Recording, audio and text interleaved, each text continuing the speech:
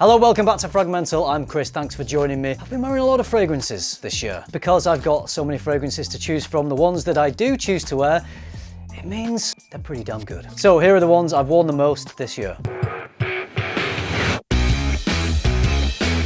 I'm not bragging that I've got a large fragrance collection, that is just because I talk about fragrances on YouTube, so I kind of have to have a large collection. But what that does mean is the ones I do choose to wear when I'm not testing fragrances for videos is that I need to know they're gonna work. I need to not be able to think about it too much. I need to see them on the shelf, look at it, and within 3 seconds go, yep, I wanna wear that fragrance today because I know I love it so much. The first one is one that I was a little bit skeptical about because it's a flanker, and sometimes we're always wondering, are flankers cash grabs? Well, they probably are, but that doesn't mean that a flanker can't be good, or sometimes maybe better than the original. This flanker is from the House of Creed. It's Absolu Aventus. If you're a fan of the Aventus DNA, which let's be honest, most people in the world are, then you'll love this fragrance. It definitely has that Aventus, but it also darkens things up, makes it a little more robust with some darker spices. Absolu Aventus.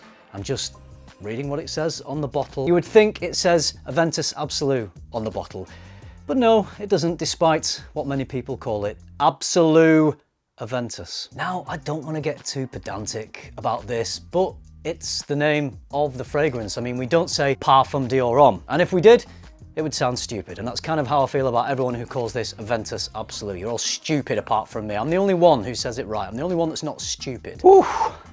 Glad I got that out of my system. All right, I suppose we better talk about the fragrance. So if you like that Aventus smell, I think you'd definitely enjoy this. I think it's a little stronger, it's a little more robust, it's probably got a little more attitude. I love the warm spiciness that it adds to that Aventus smell. I just think it works really well, and I think there's a little more complexity to it than original Aventus, and for that reason, I like it. It doesn't lose its mass appeal, it doesn't lose its wearability. If anything, this is more wearable for me than Aventus. It might just be that I've been wearing Aventus for so long and maybe I was ready for a little shake-up of that formula. I think I found this quite refreshing because I enjoyed it so much, but it gave me everything that was great about the original Aventus. Anyway, I've been enjoying it so much, I've been wearing this a lot this year. One of my most worn of 2024. I'm not ashamed to say I've been flanking a lot this year because the next fragrance that has been my most worn this year is another flanker from Chanel. This is Allure Sport Superleggera. Takes the smell of the original Allure, freshens it up, makes it a bit more powdery, so we get a slightly lighter, fruitier version of Allure Sport. Let's be real here. This is not a game-changing fragrance. This didn't blow my mind. This is nothing radical. You would think Chanel release fragrances so infrequently that you would expect that when they do, it would blow our minds, but no, this doesn't. It's a relatively safe, easy wear. It's one of those office safe fragrances that we can recommend. But here's the thing, this is a Chanel fragrance, and most Chanel fragrances smell great. That's partly because of the quality, probably because they're composed by master perfumers who kind of know what they're doing. So nothing amazing, nothing new, nothing that exciting going on here, but I've been wearing it a lot. And that is because it's so easy to wear. I know that I can throw this on and I'm gonna get the Chanel quality. It's gonna be extremely mass appealing. I love the Allure DNA, so I'm getting a little bit of that. I'm getting some freshness. Generally, new fragrances, I don't drain the bottles down as much as I have this. There is a bit of a dent in here. It's nothing special, but very, very wearable, which is why it's one of my most worn.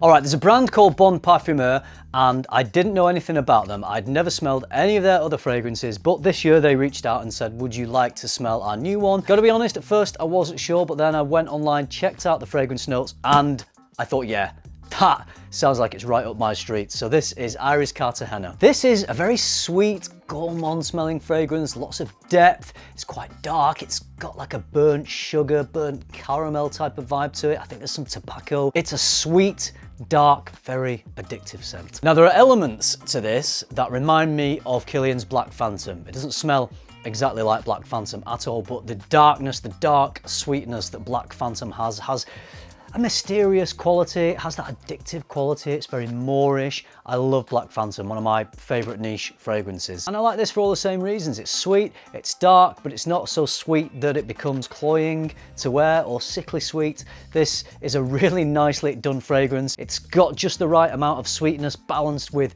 attitude. I find the performance is pretty good on this. This is a strong scent. So because of the performance and because I enjoy the smell so much, this has been one of my most worn this year. Lovely stuff. There's a brand that I've loved for a while. They don't get talked about too much online. Maybe it's because they don't send out a whole lot of free bottles. This is Renier Perfumes, and the fragrance that I've worn a lot this year is Genius. It's warm and spicy. There's cinnamon, ginger, amber. There's some brightness here with neroli and bergamot, but there's also tobacco, benzoin, tonka bean, iris, and vanilla. A lot of tobacco fragrances that I love are so dark and rich that I couldn't wear them all year round. They don't have that versatility. The reason I've worn this so much this year is because I don't have to only wear this in cooler temperatures. This is a beautiful tobacco fragrance, but it's somehow blended so well with the freshness that you get everything that's good, everything that I love about a sweet tobacco scent, but the freshness gives it that versatility that most tobacco scents don't have. So I've been loving being able to spray this on in the summer, in the spring, whenever it's warmer temperatures, whenever it's colder temperatures, I can wear this because it works every time. So if you're on the lookout for a really nice tobacco fragrance that you can wear all year round and not worry that it's too much, that it's too heavy, absolutely not. This is bright, it's light, it's airy, but it's got a superb tobacco note. This is skillful stuff from Renier. Genius, in fact. If you love fragrance as much as I do, head over to my online store, luxparfum.co.uk. You'll find my favourite brands, plus brands you can't find anywhere else in the UK. Link is in the description. Boozy little number from Kilain. This was a new release this year. Could not wait to get my hands on this, which is why, unfortunately, I ended up spending more than retail on it, but I think it was worth it. This is an incredible scent. One of the best of the year for me, Old Fashioned. This is a delicious, sweet, warm, spicy, boozy scent. The whiskey note in here is fantastic. It's like a sweet whiskey that has been extracted right from the wooden slats of an aged oak barrel. If it was just that, this wouldn't be so wearable, but it isn't. It's got the fruit, it's got the spices, it's bright enough. It is quite a heavy scent, although it's not as heavy and not as sweet and rich as Angel Share. Loved Angel Share, but because it was so rich and sweet, I found it wasn't quite as wearable as much of the time. I've been wearing this a lot this year because I love that realistic whiskey oak barrel smell. I love the spices, the fruit in here. There's maybe some plum or dried fruits. It's got that kind of smell to it. It's just really lovely stuff. Very sophisticated. Whenever I've wanted to smell refined, maybe I'm dressed up, maybe I'm wearing some smart clothes and I want a fragrance that goes with that, particularly in the cooler temperatures. I mean, even in the summer here, we get some cooler temperatures that I could wear this in, but autumn, winter, particularly autumn, I just think boozy fragrances go so well in the autumn. It just makes me think of sitting in a Scottish glen in a really lovely old tavern by a roaring fire. All the colours of autumn are out of the windows of the pub and I'm sitting by the fire drinking a beautiful single malt whiskey. This fragrance conjures that imagery for me. I love it. Very wearable, really nice stuff.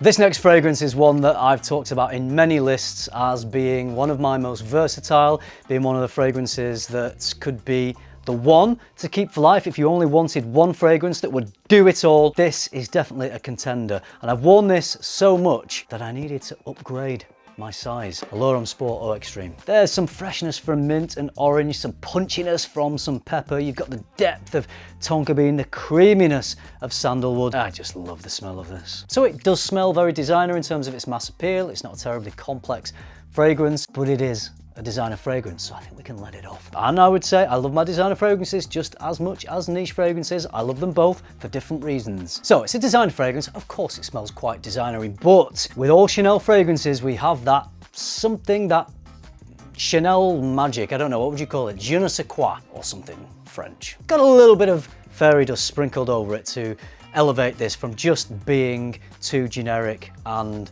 not interesting enough. I love this. There's something about it that I just adore every time I wear it. And the great thing is it can be worn any time of year. Such a versatile do-it-all fragrance, an easy, high-quality dumb reach for me. I had a 50 ml, I was in duty free this year and I saw I could get some money off, so I managed to pick this 100 ml up for a lot cheaper than you ever find Chanel fragrances online. I just had to get a backup bottle. I've still got some of my smaller bottle, but just in case it ever runs out, just in case, they changed the formula. So I wanted to upgrade on the size before we lose the identity of what makes this fragrance what it is. Flanking again, sorry guys, this one is from Givenchy. It's Gentleman Society Extreme. With Givenchy's gentleman fragrances, we get that lipsticky style of iris that you can find in some of the Valentinos, some of the Dior Homme line. It's kind of that same type of thing. This one also has coffee. I love coffee. In fact, I'm drinking a coffee right now. I often drink coffee when I'm making these videos. But the coffee doesn't make this really dark because in the top of this fragrance, there's a mintiness, there's a slight minty freshness. So the poppy opening of the minty freshness combined with the beautiful lipsticky iris and then darkened up with a nice robust coffee note just makes this a really interesting, quite complex fragrance to me. I'm loving this. Performance is fantastic on me, which is another reason why I've been wearing it so much. Gentleman Society was all right, but a little bit boring for me. Smelled this one expecting it to be more of the same. Pleasantly surprised that it wasn't. So I had to buy a bottle of this and I'm glad I did because I've been wearing this a lot. It's good stuff. This one is probably my most worn, not only of this year, but the last couple of years, maybe 2 or 3 years. I just find that most of the time this one ticks all the boxes for me that I want out of a fragrance wearing experience. And this will come as no surprise to most of you, from Amouage Reflection 45. It's got the creamy white florals and sandalwood from the original Reflection Man, but there's something in this fragrance that darkens things up, gives it a little bit more attitude. It's got this earthiness that Reflection Man doesn't have. I love Reflection Man. I think that is an incredible fragrance, but the fact that this seems to have another layer to it in terms of this depth, this earthiness, this sort of damp earthiness that I get, it just works so well with everything else that is going on in the fragrance. I would say that this is a dumb reach for me. This is a dumb reach because when I reach for a fragrance, I want it to be full of character, very distinctive, and I want it to smell very high quality. I want it to smell luxurious. Most of the time when I wear this, people will ask me what it is and what I'm wearing. It kind of makes a little bit of a statement without it being too heavy or obnoxious. Anyway, you get the idea. There's so much going on with this that I love. Almost at the end of this bottle, a new bottle will be on my shelves very soon because I cannot imagine not having the option to wear Reflection 45 on my shelf. Last one, just to finish on, this is kind of like a half one really, but this is one that I often wear with other fragrances. I layer eccentric molecules, a molecule 01. If I'm going out for a long period of time, if I'm out all day and perhaps all through the night and I want to boost the performance of what I'm wearing a little bit, molecule 01 is something that I will put underneath my main fragrance. It's kind of a funny thing with molecule 01 because some people, including myself, will report that they don't particularly smell much when they wear it, but then other people around them smell it quite strongly and compliment them on it. That happened to me once. I was wearing it, wasn't really smelling anything, and then someone around me mentioned how much they loved my fragrance. So it works. Most of the time I don't wear this on its own. I tend to wear it as a bit of a fixer, a bit of a booster. So whenever I'm wearing one of my favorite fragrances, I'll often have this one underneath it. Whether it makes a massive difference or not, we can't scientifically quantify that, but I feel like it does. And what's important to me is that when I spray this with one of my favorite fragrances, I feel like I'm playing the absolute best fragrance game I could possibly play. So there we go, molecule 01. This is my second bottle, almost run dry. A few little dregs in the bottom of this. This one needs to be backed up ASAP. All right, so there are my most worn of 2024. Some new ones that were released this year, some old classics that I've been relying on now for a few years. What are you reaching for that really works for you? I hope you enjoyed this video. I hope you found it useful. If you did, hit like, subscribe if you haven't already, and if you do all that, I'll see you in the next video. Thanks for watching. Bye.